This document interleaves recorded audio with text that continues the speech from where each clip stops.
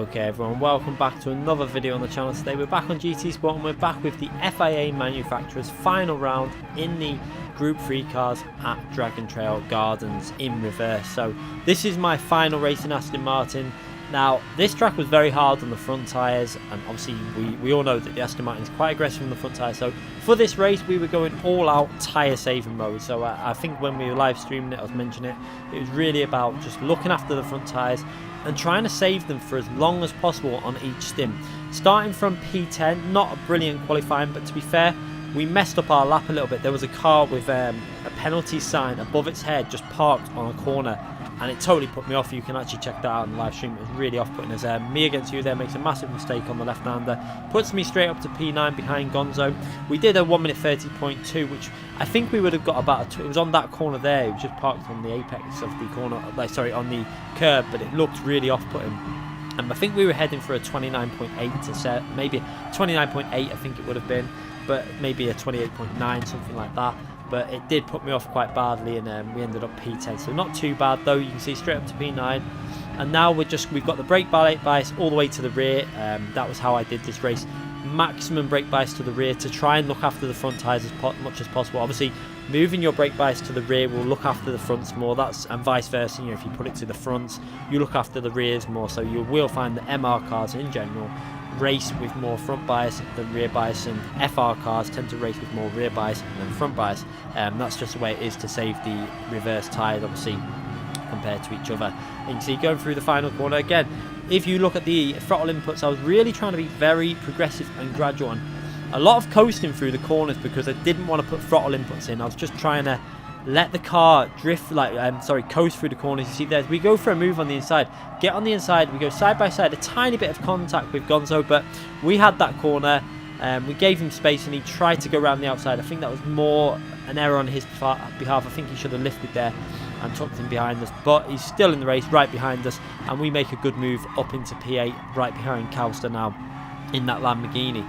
So the Lamborghini as well, also massively aggressive on the tyres around this track, obviously more so for Calster because he's on the pad, so he's really going to be suffering around this track. It's not like the Red Bull Ring, where at the Red Bull Ring the track is not that aggressive on tyre wear, so in general you can get away with that track, but this track is really harsh on tyres. If you go through that really technical section into this tight right hander, and this is a track that I only learnt the night before. We did, I think it was maybe 2 races the night before, and then I went into time trial the next day and learned it a bit more. So I actually quite like this track in reverse, I'm going to be brutally honest.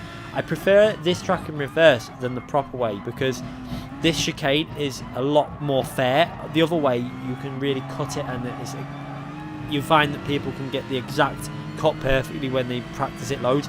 On the other way it's a lot easier to do it consistently, and I actually quite like it in race conditions, so I don't mind this in reverse. I actually prefer it to the normal way for these cars in Group 4.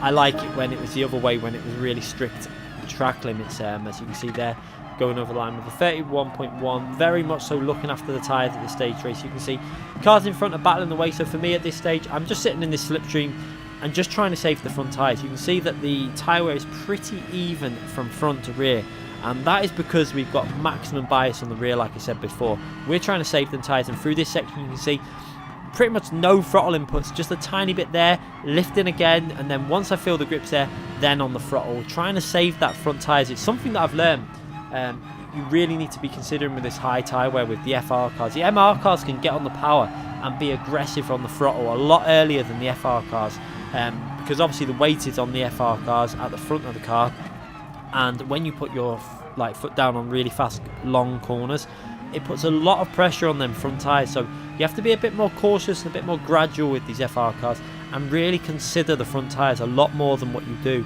with the MR cars.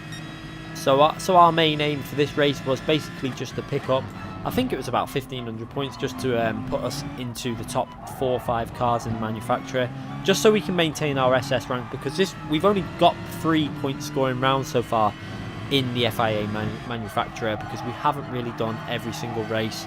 So we haven't took this season as seriously as we have done in the past. We haven't pushed it as aggressively. We've not done as many races. So this is our 4th point scoring round. So I just wanted to pick up some points basically. This was the first race I entered. I think it was the first possibly the first race of the day in Manufacturer. So we were just trying to pick up some points, get some points on there, and if we can get 1500 points, we just decided we wanted to leave it. You can see up into P8 at the moment, and the race is going quite well, a lot better than what I expected. I wasn't really looking forward to this race. However, I actually kind of got into the rhythm of the track. Like I say, I kind of started to enjoy it. You just had to be really gentle and really smooth around this track. You couldn't be pushing too hard because you would kill the tyres.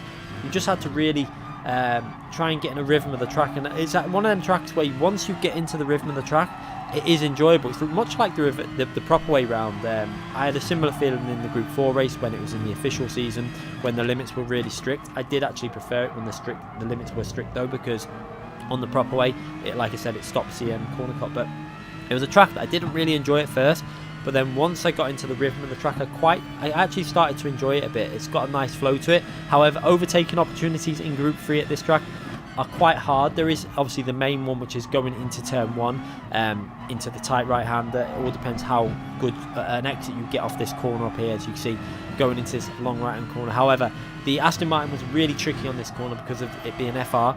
You had to be really patient on the throttle before putting maximum throttle down, and an early upshift into 5th gear like that. You see the MR cars in general were a lot faster for this car. So cars like the Porsche were massive, like really quite overpowered at this track, along with the FT1. So you will see, I think it was a Porsche that was in the lead of this race actually at this point. It was quite predictable that that would happen. The Porsche in general is just a very good car around this track. So the FT1 also, the Toyota FT1, any cars like that were good. Kousa's Lamborghini obviously not quite as good, because that car is more so about very long, like this straights and fast corners. This has got medium speed corners, some fast corners, but a lot of medium speed and a couple of slow corners, and it's not really got any massive straights for the Lamborghini to really excel on. So this track isn't really ideal for that Lamborghini. It's not the worst track, but it's definitely not the best track for that Lamborghini. We've got the BMW M6 in front of us, which is actually quite a strong car at this track, I believe. It's quite good on tyre wear as well. And obviously the Mercedes AMG up ahead is a car that is actually really suited to this track, purely because it's very stable and the tyre wear is insane on that Mercedes. I think we checked it out on the stream at the end of the second stint. The Mercedes tyre wear was better than any other car on the grid. And that is one thing we noticed after the patch, when they changed the physics slightly, that the Mercedes tyre wear has really improved since that patch update. Whether they will try and bring that tyre wear in line with a lot of other cars, I'm not too sure. It is tempted to go back with Mercedes for FIA, but in general I think the Porsche is a better choice for myself. It suits myself better. It might not have the straight line speed, but it can really be aggressive on the corners, and the tyre wear is in general going to be a bit better on them front tyres. As we now into P7, as I think a car got a penalty just before. And look how close this race is as we're on lap 6. We've got P3, 4, 5 and 6 and 7 very close together, battling away here. I think it could even be P2 up there as well. I think P1 has pulled away in the Porsche, and obviously that car is so much stronger through the fast corner, so it's pulled away. Yeah, we've got P2 in the Jaguar obviously as well. And this is a long line of cars all battling for this, pretty much the same position, from P2 down to P7, and then just behind me there's a bit of a gap to P8, 9, 10 I think it is there. You can see, look how close this race is. A bit of a gap from myself down to the other group of cars, but then you've got another group of cars following very closely behind also. But one thing I was really quite impressed with that I'd managed to do so far in this race was looking after them tyres. You can see, although they are heavily worn, them front tyres, I think when we compared it, we were actually in better condition than a lot of other drivers, because I was being so cautious on the throttle. And the good thing was we wasn't losing too much lap time. Because we had the slipstream of the car in front, it was enabling me to take it really easy through the corners. You can see how I'm not putting much throttle in. I'm lifting off, coasting it through the corners, a little bit of throttle before the corner, then getting off the throttle as we're going through the corners and just letting it coast through there a bit, just so that you're not putting maximum power on them front, obviously pushing the front tyres into the tarmac and really taking the wear out of them. As we're all going to pit now, you can see loads of cars in the pits. There was a couple of cars that decided to go for the early stop, but their tyres are going to be totally destroyed by the end of the race. It wasn't the way to go. We tested that out. It wasn't a good option, and we tested it out, I think, on our warm-up session as we put the new tyres on. Obviously soft tyres had to be the way with this race. It was a 2 stints on soft tyres. It had to be done because it was the fastest way. As you can see there, Gonzo in the Nissan GTR manages to get a bit of an undercut. I think he was about a second half, 2 seconds behind, maybe more, and he's managed to gain a couple of seconds obviously as the tyres start to fade on that lap 6. However, his tyres are going to be absolutely destroyed at the end of the race. So it's going to be, I was pretty confident that we would get past him anyway. As you can see there, he's slotted into P9. We're in P11. There's some cars that have obviously done the undercut, and there's a couple of cars that have not pitted yet. So it's going to be interesting where we come out. Obviously, I think maybe IA Racing also. I'm not sure if he pitted on that lap or he was pitting on this next lap because he had such a strong lead. It made sense really to do that for him. You can see VP Doffra also hadn't pitted yet at this stage in P2, and you can see just what this is causing up ahead. Look how many cars are battling away now, as a couple of cars have not pitted yet. And this race was really coming alive at this point. You can see we're in P10, but like a few cars are going to be going in the pits. We've got cars that have pitted earlier and have got worn tyres. This is crazy. We've got, I think P2 is literally just up the road. We've got from P2 down to P10 all on pretty much within a second of each other, and this is what Top Split Racing was all about. Look at this. Look how crazy this is going through the last sector, as you've got cars to the right, cars to the left. Looking at it on the top right hand corner in the replay cam, you can really see how bunched up the cars are. As you can see now, I can see that there's cars going on the curb. I'd go for the undercut, and now VP Doffra is going to cut across right in front of us, and we just about avoid him, and we make a move on Gonzo there on the left hand side and get ourselves side by side going into the braking zone. And now we've got to try and very similar move to what we did before, but he's a little bit further ahead this time. We haven't actually got the corner, you can see, so we go side by side. He actually goes further to the left that time, which shows you that he could have done it on the time before. I think that's what he should have done on the previous attempt, where he went a little bit, used the full width of the track. I decided to brake earlier and let him go on the inside. I knew his tyres were going to be dead, so I let him brake later and go wide, and then just cut up on the inside. He goes onto the dirty bit of the track with picking up some marbles. That's going to slow you down, and in the end it was quite a comfortable overtake, and now I'm up into P6. So quite a hectic lap, the end of lap that was, and the start of the next lap, and a really enjoyable part of it, the race, to be honest. It was quite crazy when we were live streaming it. We had cars everywhere, and it was all going off, as you see now. Calster in P4, getting put under a lot of pressure by that Lexus by Sky Piltman, and you've got IA Racing just pulling away with the lead. And I think Steve Gaiman and Force managed to gain a bit of time as they managed to get through.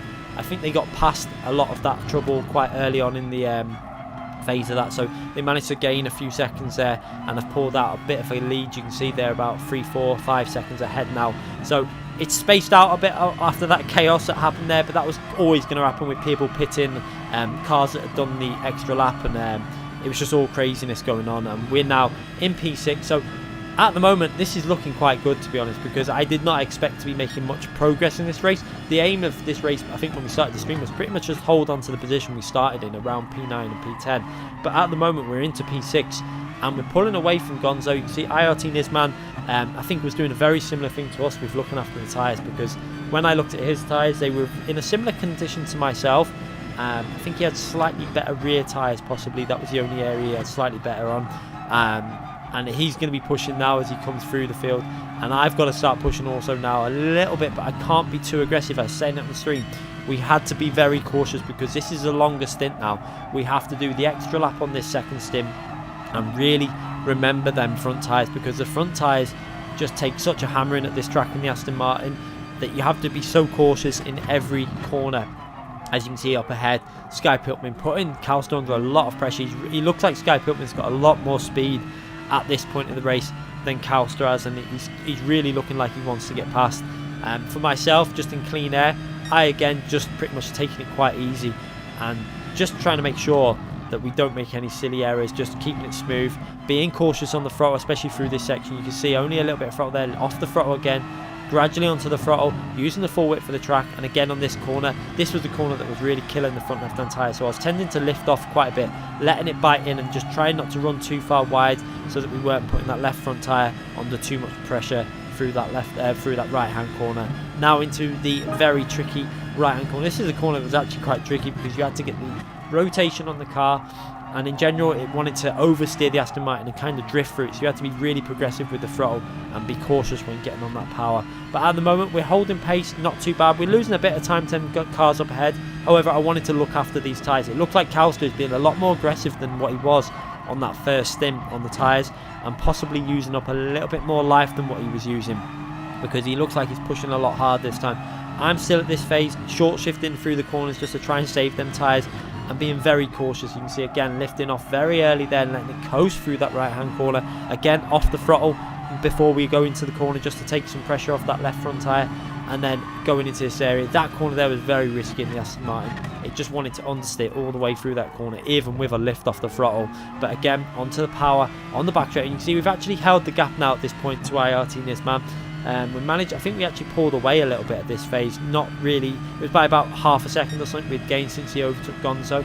So in clean air, both of us putting in some okay lap times, probably both looking after the tyres. I think IRT Nisman was doing the same thing and trying to save his tyres for the end as we now go on to start lap 11 as we go through this final corner. It looks like Sky Piltman there is going to be able to make a move onto Calster as he goes through that final corner and onto the turn 1. You can see, is he going to go for that move? Yeah, he pulls over to the right.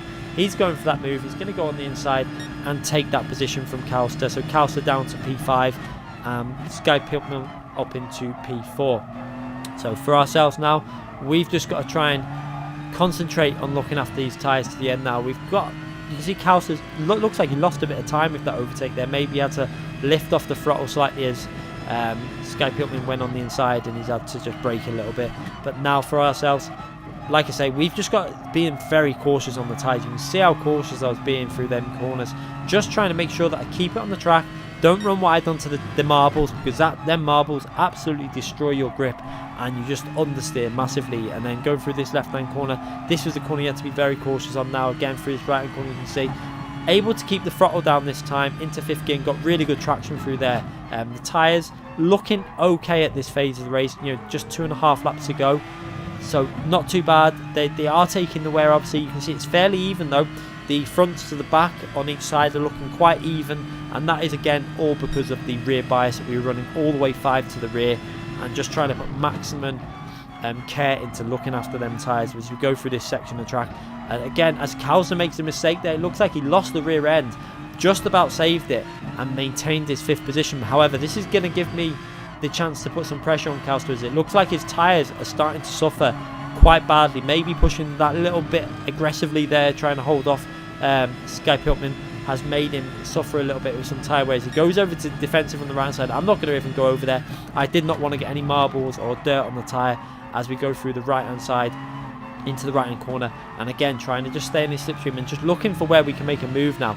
Will it be possible to get past Calster before the end of this race? We've got just under 2 laps to do it, and he is looking very vulnerable at this stage. It looks like that Lamborghini was an absolute pig to drive on this extra, you know, this longer stint, as we pick up a little bit of marbles there, but just about managed to bring it in line and stay in the slipstream of Calster in that Lamborghini. Obviously that Lamborghini is extremely fast down the straights, however he looks like he's really starting to suffer with front tyre wear and rear tyre wear. You can see the car sliding around a lot, and like I say, Calster's on the pad, so he does get a little bit more tyre wear than Will uses in general.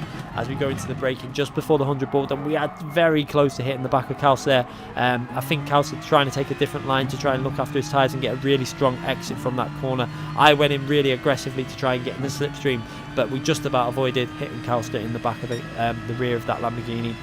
As we go into the braking zone again, this was where he was really vulnerable before and looked like he was struggling as we try and hook up the corner, taking that nicely, getting on the power nice and early. And again, he looks very scared to put the power down in that Lamborghini, and we're all over the rear of Calster now in that Lamborghini, trying to take a wide line and then lifting off the throttle so I can get on the power and early upshift into 5th gear. And we've managed to really hook that corner up, and Calster looks like he's made a bit of an error. We've gone down the right hand side and looks like we're going to be able to make a move into turn 1 to take P5 in this race. Have we made that move sick? We're on the inside, and we managed to make that move just about as Calster tries to hang it around the outside, but he's not going to be able to make that work with the traction that he's going to get off that Lamborghini. And we're up into P5 in this race, so quite a good position considering we started all the way down in P10. So I was actually really happy at this phase, and now we've just got to hold off Calster and see if we can take this P5. This is going to be really interesting all the way to the end of the race. He's obviously going to be trying to put that Lamborghini as much grip as well. Again, look at the traction that Lamborghini nearly suffered with loss of rears there, getting on the power and nearly lost control. As we go into the very tricky section for the Aston Martin. This is obviously the extra lap on this stint, and we go into this right-hander. We lift off the throttle a bit as the car just understeers, and we lose a bit of time. And we also picked up a penalty there where we ran wide over the grass, which is a bit frustrating, really. I understand the game thinks it is a corner cut, but at the end of the day, it lost us time, it didn't gain us time. So that's the kind of situation where I think the penalty system needs to have some common sense and realise that you're not cutting a corner, you're running wide because of lack of grip on the tyres. But unfortunately for ourselves, we got nearly a 2-second penalty for that minor running over the grass a bit, and it pretty much is going to pay to this 5th place finishing. But I wanted to get through this final corner in 5th place because I felt like I'd earned it, and we go over. We could have obviously done the penalty glitch, but we didn't do it. We took our penalty properly, lost a lot of speed, and we just about lose P6 also. So unfortunately we go over the line in P7, but it was a really entertaining race. I think the penalty system, that's another area where it does need looking into, where you run wide out of a corner, lose time, and it gives you a penalty. I think it's because there was a kink on the corner and it thinks you're cutting the corner. However, it wasn't really a cut, it was just because we ran so far wide because of lack of grip. We could have done the penalty glitch, which everyone else had been doing in both races, but I decided not to do it there because I felt like that would be cheating to gain a position there. So I just let the game do it properly, and we ended up finishing it in P7. But a really fun race, enjoyable race with Calster and Naya, Tina's man, there towards the end, and it was really enjoyable to actually nurse them tyres on the Aston Martin. So I was starting to get used to how to drive that car on our last race, but we're not going to go that next season. We're going to go back to a different car or another new car. We'll see what we'll pick when the time comes and when we've seen the track list and what the schedule is. Anyway, hope you enjoyed that race. I thoroughly enjoyed it. Make sure you hit that like button if you did enjoy it, and make sure you subscribe to the channel if you haven't already subscribed, and click that notification button so you don't miss any future videos. Thanks again for watching, everyone.